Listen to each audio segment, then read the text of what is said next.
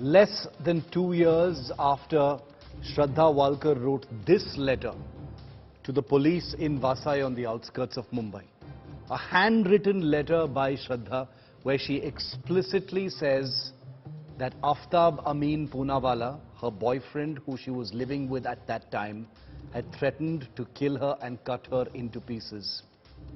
And just less than 2 years later, that's precisely what happened to 25-year-old Shraddha Walkar. This is a letter that should burn a hole in our collective souls, viewer, because this is a letter that for the first time establishes beyond a shadow of a doubt in this case that the girl who's lying in at least 35 different pieces in a forest in South Delhi knew this was going to happen to her back in November 2020. Who failed her? Was it the Maharashtra police? Was it parents? Was it investigators? Did anyone even follow up on this crying letter, this SOS for help from Shraddha Walkar? That's the question we're asking today on 5 Live. The headlines first. Aaftab Ameen Poonawala to undergo lie detector test anytime now. He was examined at a Delhi forensics lab yesterday. India Today has accessed the full details of Aaftab's polygraph test. ISIS linked to Mangaluru blast unravels. Terror accused Sharik visited 3 states. Sources say Coimbatore bomber and Sharik were at Kerala's Aluva at the same time. We have a special exclusive broadcast at 6 p.m. After massage in jail, BJP debunks Satyendra Jain's no good food in jail claim.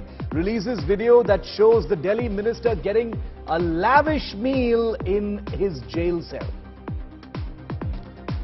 Prime Minister Modi sounds the poll bugle in Gujarat's Mehsana, which is his home district, with a Parivarvad attack on the Congress. Says that the Congress's model is family first. Big fight over faith erupts on campuses once again. In Bengal, protests erupt over hijab in school. VHP protests against skull caps and burqa in poll-bound Gujarat's colleges.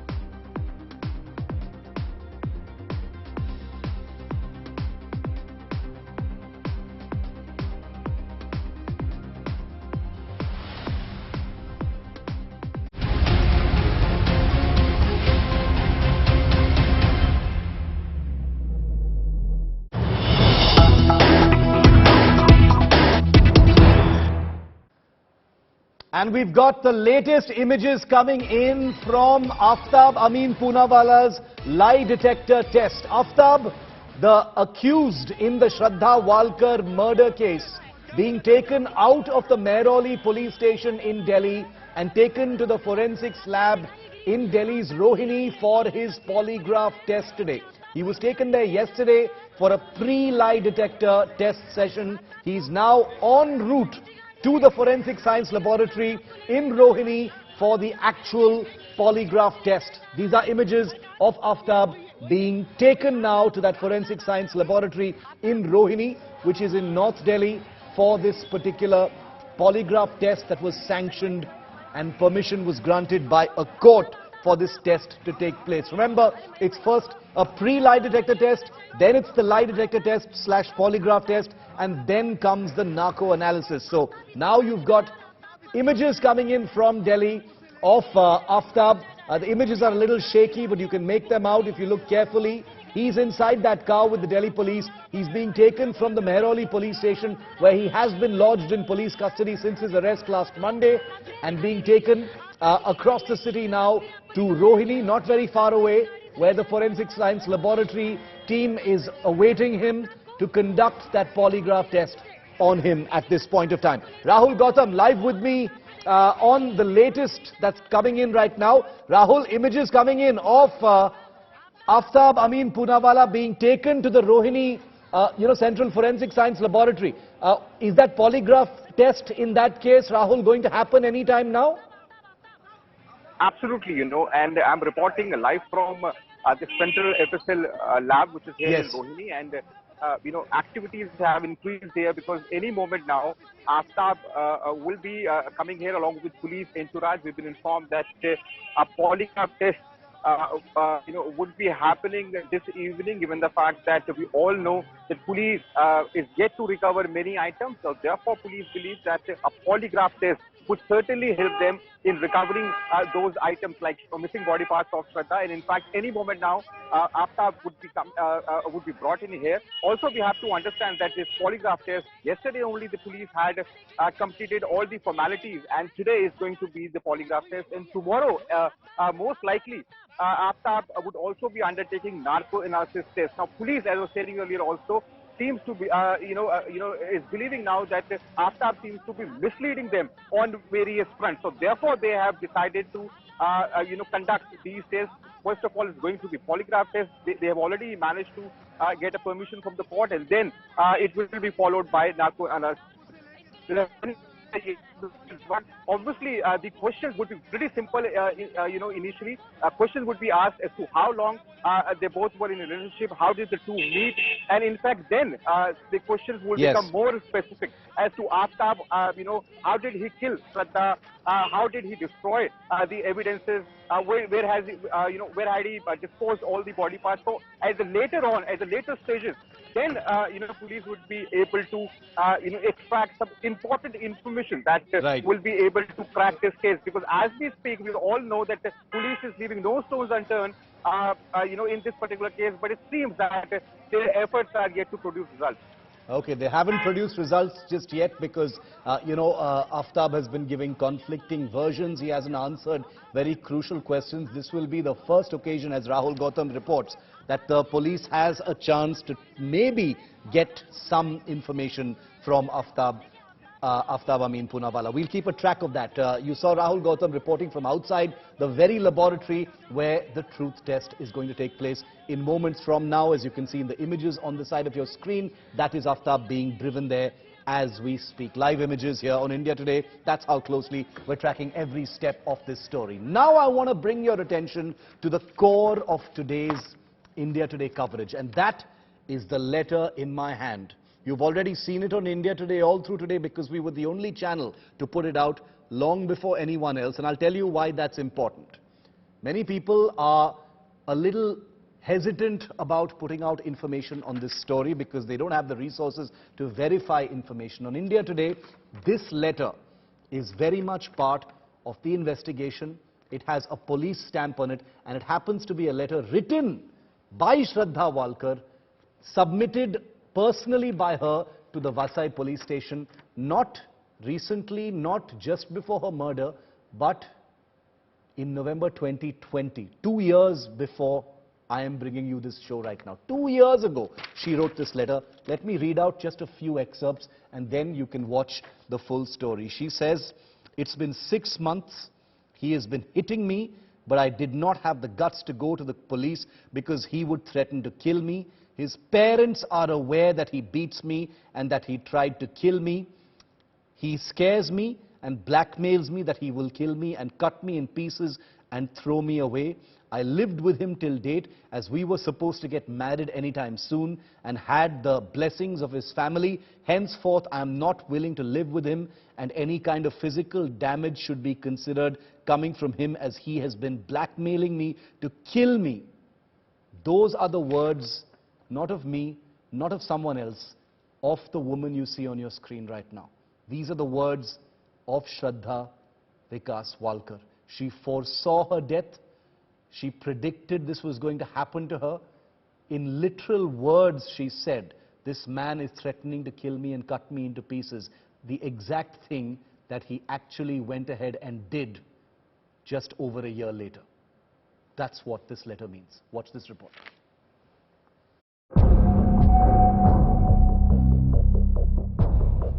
She was victim of India's most spine-chilling murder, a case which has numbed the nation.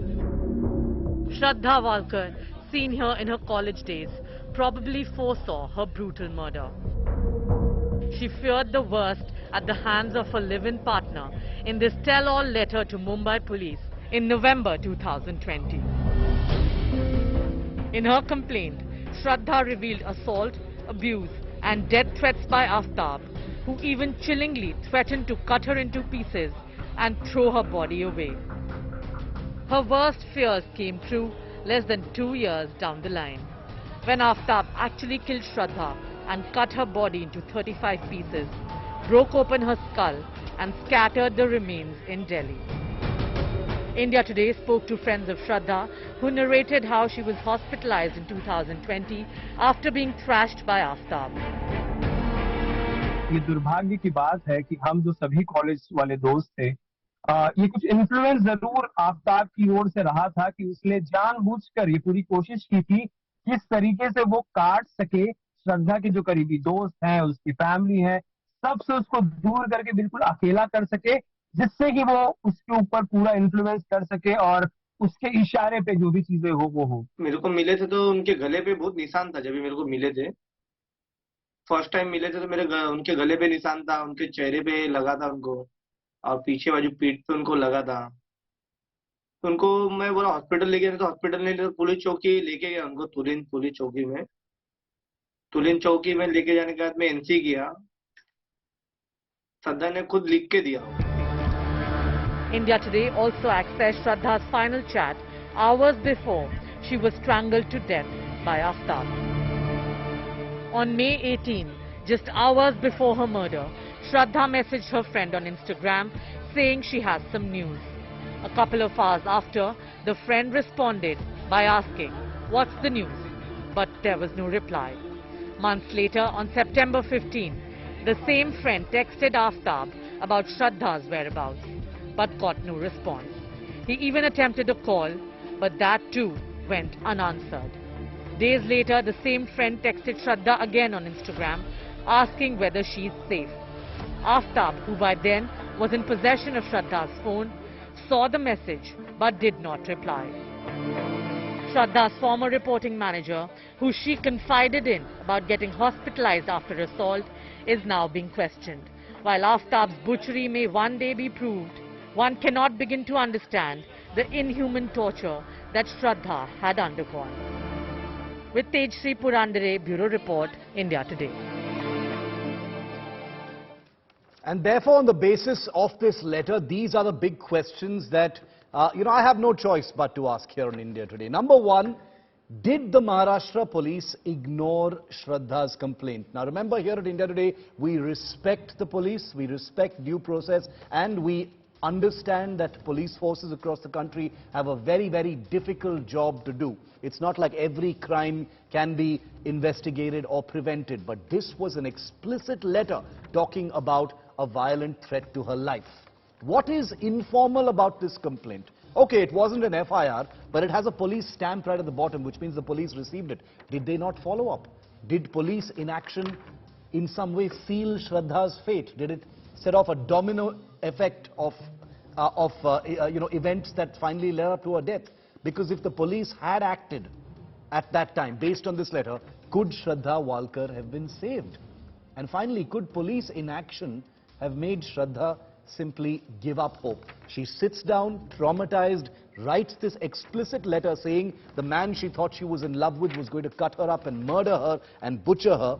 She plucks up the courage to take this and submit it in a police station, and then nothing happens. Maybe she just gave up and was resigned to her fate after that. But we've got to ask those questions. Dev Kotak is my colleague. He joins me live from Mumbai. Dev, does the Maharashtra police or the Vasai police have any kind of response to this India Today news break that Shraddha had written a letter explicitly crying for help, an SOS from her saying, this man is going to kill me unless something is done? Do they have an explanation? As far as the recent developments are concerned, Maharashtra police has not said anything or clarified on this issue, or not even come on record. But in the morning, before the news break, when our channel spoke to the concerned policemen and the officials at the Tulin police station, which is where the first time the threat letter, the written complaint that was submitted on November 23 in 2020. It has been exactly 2 years to that. But in the morning, the police officials said that blaming of the police must stop because the police tried everything possible in the book to try and ensure that they bring this matter and treat it with absolute fairness. But however, once they took back a letter, it clearly stated asking Shraddha Walkar if the case should be shut. And it bears Shraddha Walkar's signature, and she said clearly that she did not have any objection to police not probing or interrogating and investigating further in this case, merely and purely because of the reason that that she was of the opinion that we have reached a consensus. Things between Aaftab and me have been sorted out, and Aaftab's parents have been very cautiously trying to intervene every time a fight broke out and convince her that their son would improve and the kind of violent habits that he had, or even his drug consumption habits that he had, would stop. These are the kind of assurances that were given. So exactly why the police is also saying that when we clearly had instructions and it bore Shraddha Walkar's signature asking us to not probe this further, which means that they wanted to keep them also in the loop and tell them that the police was interested in doing their job, but if they did not wish to probe the case further ahead, then there was nothing more that the police could do. So these are some very interesting points that we need to keep in mind. Of course, the police took due note and cognizance of the fact that Shraddha Walkar's life was under perpetual threat, and the kind of expletive contents that were mentioned in the letter, the police also were not in any mood to take it lightly. These are the kind of details that we have at this point in time, Shiv. Very interesting, and you know, that is a credible defense, because the police say they did follow up, and then the person who had warned that her life was under threat said she signed off on the case being closed. But was that enough for the police to not continue to look into closer aspects of this case, considering that there was more than enough evidence that this girl was a victim of abuse? She was being physically abused. There were other friends of hers who had raised the alarm as well. And therefore, did the police do enough, or did they simply do the minimum? This is a big question we need to ask, because I hold in my hand that letter that our bureau has accessed of Shraddha saying, this man is going to cut me into pieces. Then the case gets closed, and then she's cut into pieces 15 months later. Please take a look at all the times that Shraddha Walkar sounded an SOS over a threat to her life. To police officials, she wrote this letter detailing abuse and threats by Aaftab. This was in November 2020. To her former manager where she worked, she asked for the day off after Aaftab brutally assaulted her. To her doctor, she revealed that Aaftab had serious anger issues and consumed drugs. To her friends, she detailed abuse she faced but was hesitant to report Aaftab. And now we know she finally actually did, but stopped short of registering an FIR. Joining me now, it's my great privilege, and I wish it were under happier circumstances, but I'm joined now by Flora Saini. She's an actor. Meghna Pant is an author, screenwriter, very well-known personality, both of them. And apart from being experts and personalities in their field of in their field of existence, both Flora and Meghna are familiar with domestic abuse and have been in the past brave to speak out about it. Flora, I want to come to you first, because there's a sense of shock about this story when it began, but an even greater sense of shock now about this letter. And I wonder if you've seen it. I'm sure you probably have, because it's everywhere, that young Shraddha wrote to the police saying, this man is beating me up, he's harming me, his parents are in on it, he's going to chop me into little pieces, I need to be saved. And then 15 months later, that's precisely what happens. What would you say to something like that, Flora? See, I was listening to your report, and I just want to say that, most of the times, what happens is the victim, even when she comes out and she has the courage, because I really, the courage of writing that letter and making it to the police station and telling them that, listen, this is all that's happening with me, and the police actually acknowledge that. But people forget that the victim has to go back to the abuser. Most of the time, even when you try to run, you are emotionally blackmailed, or you are threatened back to the same, same environment with the same person. And yes, the abuse kind of magnifies after that, because every time you try to flee from there, trust me, सबसे ज़्यादा डर होता है कि if you're going to go back, we're going to be, bashed up even more.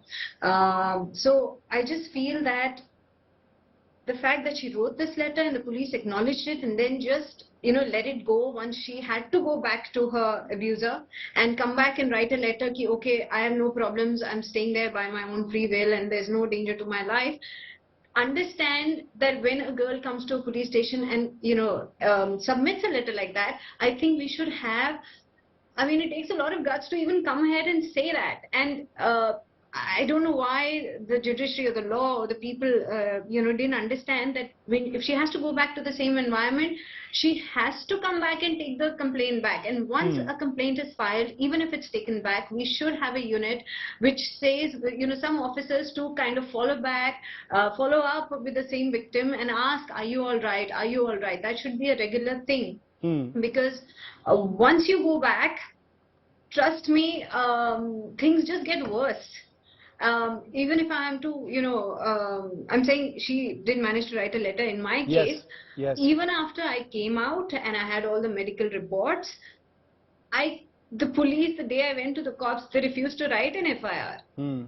So, I sat there the whole day after coming back and I requested them. My father's an ex-army officer. He said, can you please write an NC, a simple NC of my daughter? She has a fractured jaw. They refused to write that the first day because my abuser was a well-known personality with a lot of contacts. The second day I had to approach the commissioner and then get my FIR done. So it is a long battle. The sooner you address it, I'm saying, I mean, she had the guts to actually, while being in that relationship, go to the police station and have that complaint acknowledged. The police, yes, should have followed up because she told her friends, she told her colleagues who could not help her because again, she's staying with the same abuser. Yes. And there is a lot of threats. It's not easy getting out of an abusive relationship. No, you just can't say, okay, it's and not Flora, working out, you've put into context, what a lot of people aren't able to fully understand. And I thank you for that because as someone who has gone to the police yourself, and I'll put this question to Meghna as well, you've made that very clear. You've basically said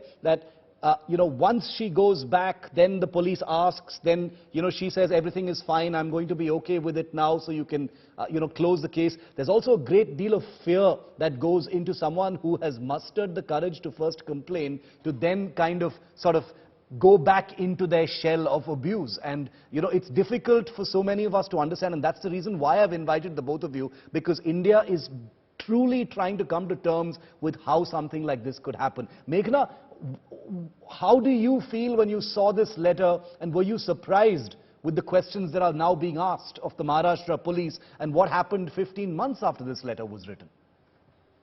Shiv, this is all very triggering for me. I was in an abusive marriage for 5 years. Yes. This was, of course, 13 years ago, and it took me 8 years to be able to write about it, to be able to process it, to fully understand what actually happened to me. And I keep telling people this, especially the young people of today, that first of all, women are not rehabilitation centers for badly raised men. We need to change the conversation. Secondly, leaving a relationship, whether it's a live-in partner, an intimate partner, a marriage, it's not an event. It's a process. Yeah. Relationships like this die slowly, like a cancer. It's not like a heart attack that it happens suddenly. And I can feel the agony and the pain that Shraddha went through.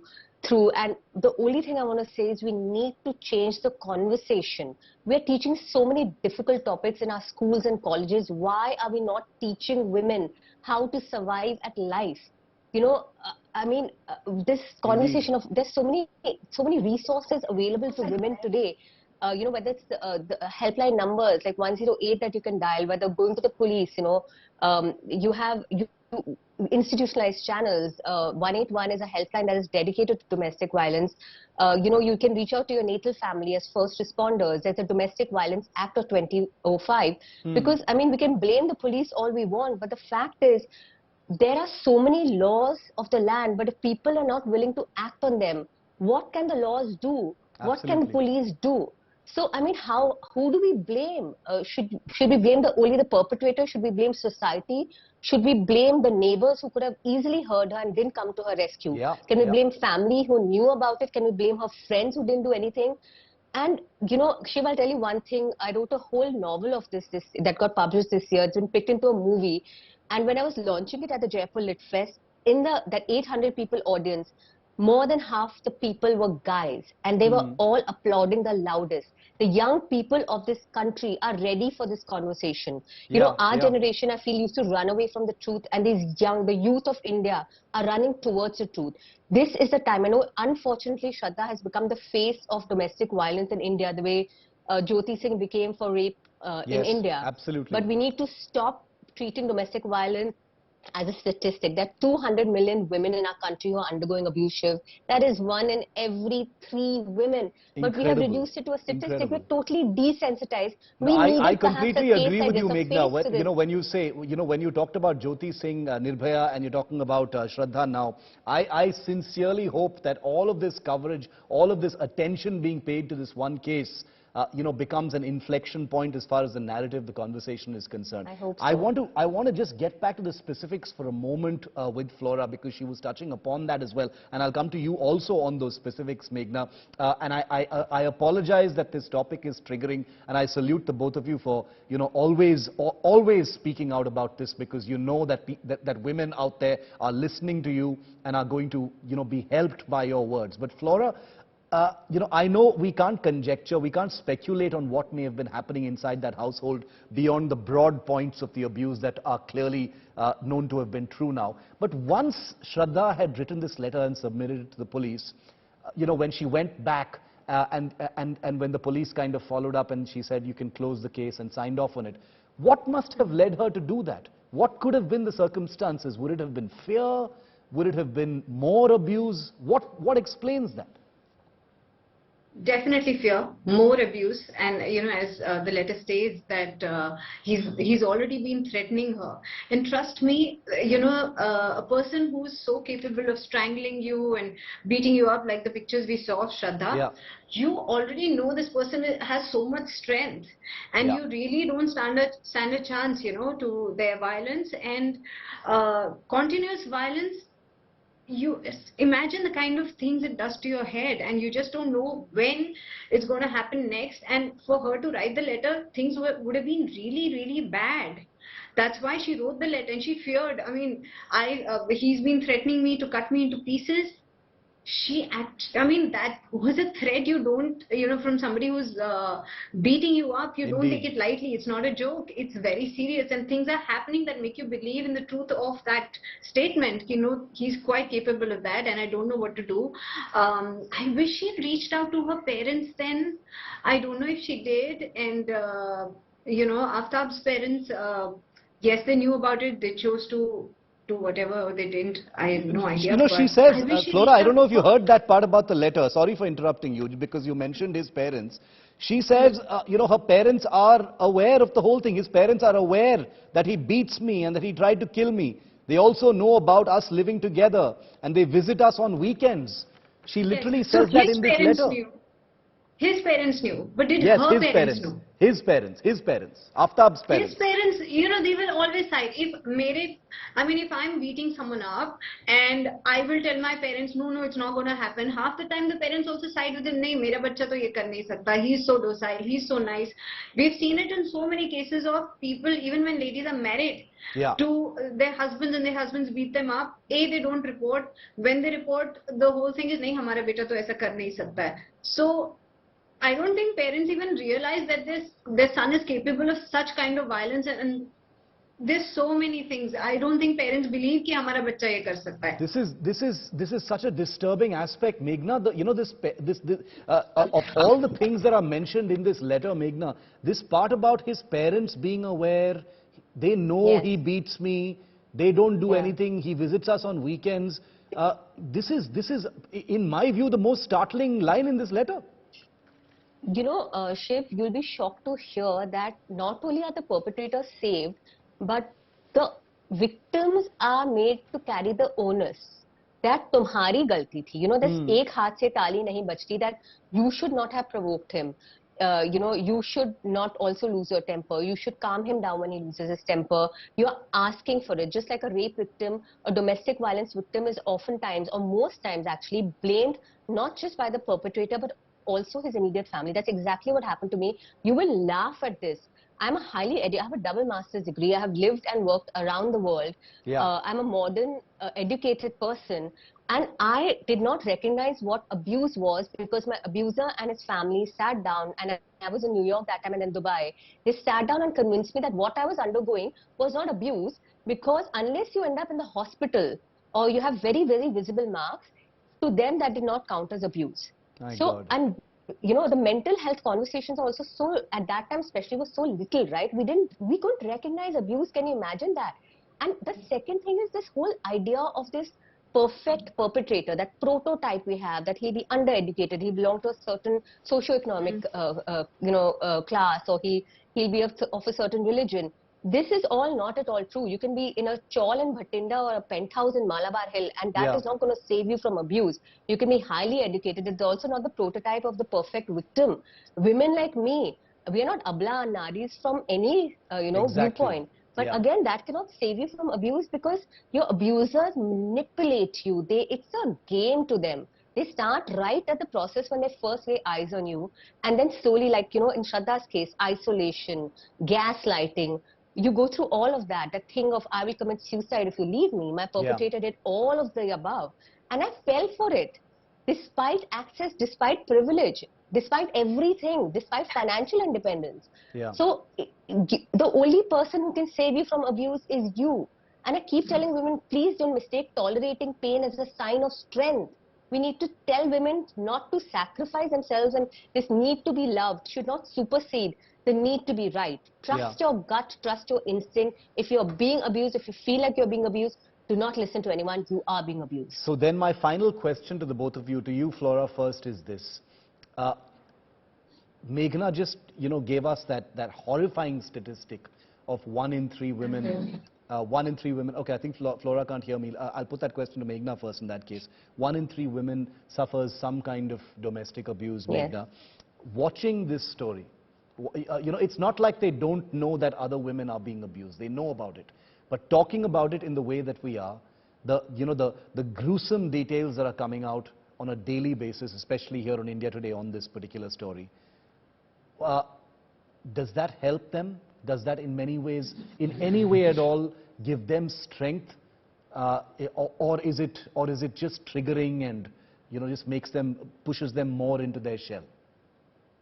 No, I think, Shiv, anything that raises awareness that, you can't polish your mirror unless you rub it, right? Anything that takes us towards the truth. Because trust me, if you're a victim, you're so much in denial.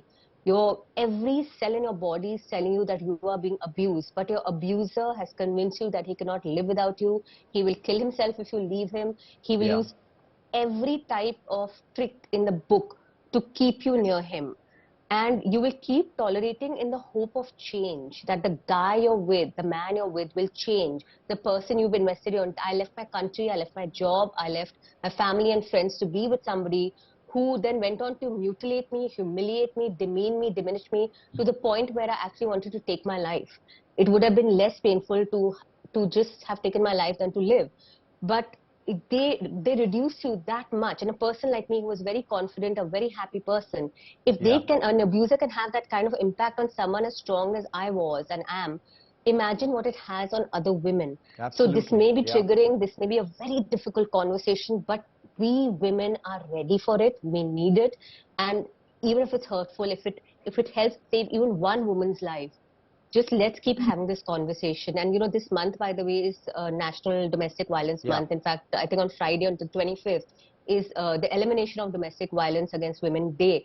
Let's just please keep carrying this conversation forward. Absolutely. Even after the news has died down. Flora, last question to you on that same question. Do you think that at least some women, watching this story will somehow maybe find the strength to break this horrible cycle in which they're trapped? Yes, absolutely. I think, my fellow panelists just said, that so many times you don't know whether you're being abused or not. And I hope that so many women coming out now and talking about it, giving the telltale signs of that, listen, it's not just physical, it's verbal, it's mental, it's emotional. All of these abuses add up to the same thing. And your guts tell you that you're being abused, but you don't want to, accept it. So I just hope that young girls with impressionable minds, they from whatever we're talking today, learn from us and learn to detect the red flags early on so they are stronger and they can choose to leave. I mean, they should learn from us, and I think Shraddha's case teaches a very big lesson that life is precious.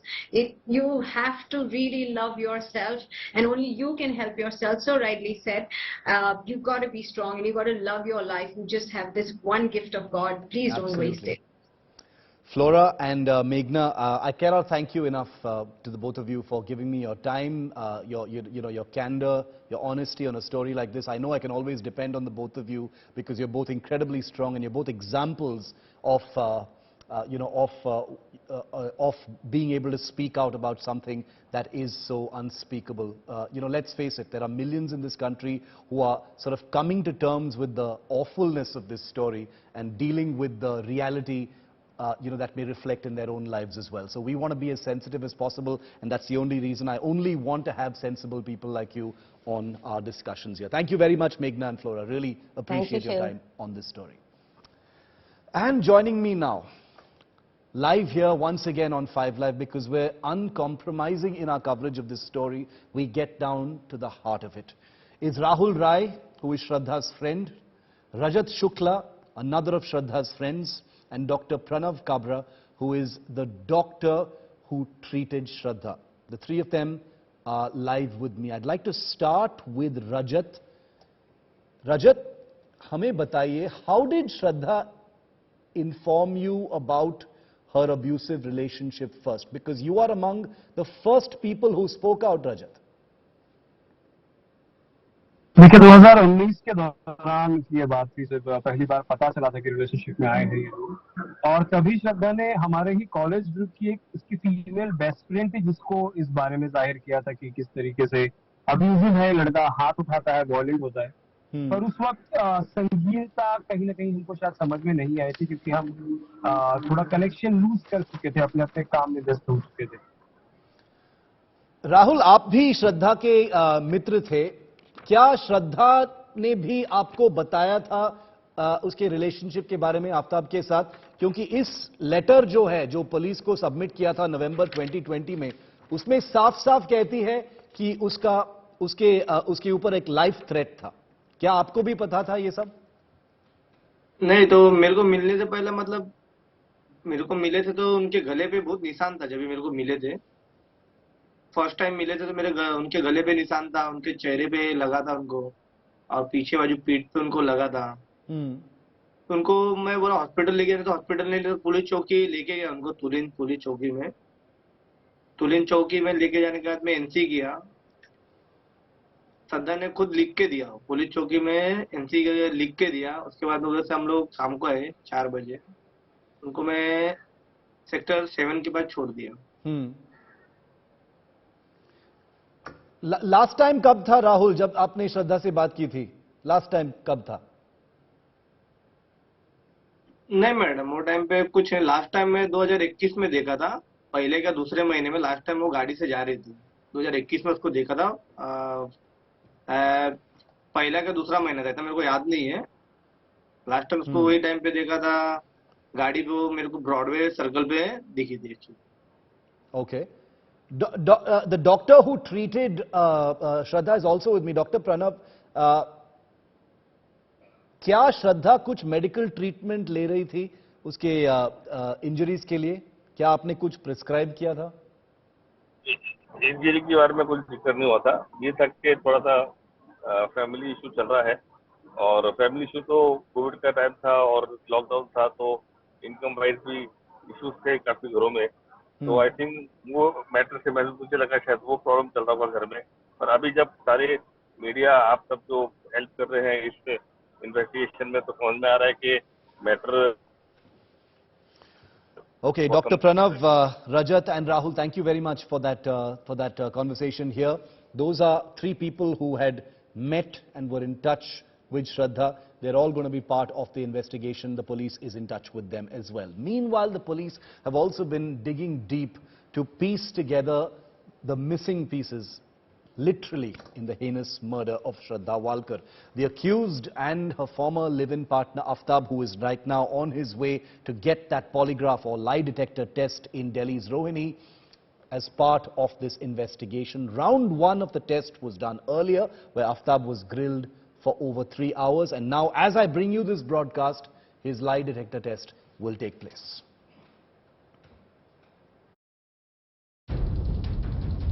This is Aaftab Ameen Poonawala, accused of strangling and butchering his partner Shraddha, surrounded by investigators at Delhi's Forensic Sciences Lab.